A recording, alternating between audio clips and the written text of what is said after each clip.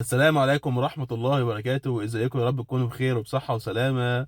ومعاكم أحمد عبد الغني، وجاي ميعادنا في رسالة جديدة من رسالة النهاردة عشان خاطر الناس اللي بتزعل من حسن الخلق، أو بتزعل إن هي بتبقى طيبة بزيادة قوي، فالناس بتيجي عليها بزيادة قوي. ورسالة النهاردة وبكرة مرتبطين ببعض.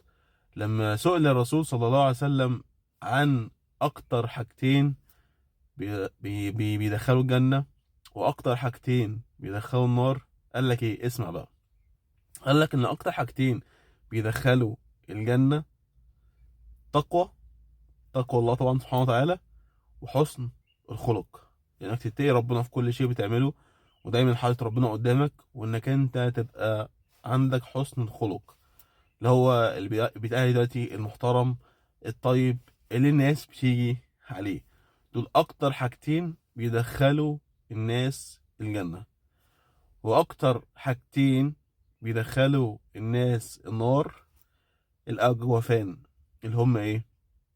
الاجوفان اللي هم الفرج واللسان، اللي ما بيحافظش على نفسه، ما بيمسكش نفسه من شهواته. واللسان، صلاة اللسان، اللي بيغلط واللي بيشتم واللي بينم واللي بيخوض في الاعراض واللي بيتكلم في حاجات ما ينفعش ان هو يتكلم فيها. فتخيل بقى ان الحاجة اللي الناس كتير بتبقى زعلانة منها، الطيبة والاحترام، دي من اكتر الحاجات اللي بتدخل صاحبها الجنة. وخلي بالك ان حسن الخلق من تقوى الله سبحانه وتعالى، يعني حسن الخلق جزء كمان من تقوى الله. فاوعى تزعل انك انت بتعالج طيب، واوعى تزعل ان انت محترم، واوعى تزعل ان انت بيتقال عليك، الناس بتيجي عليك.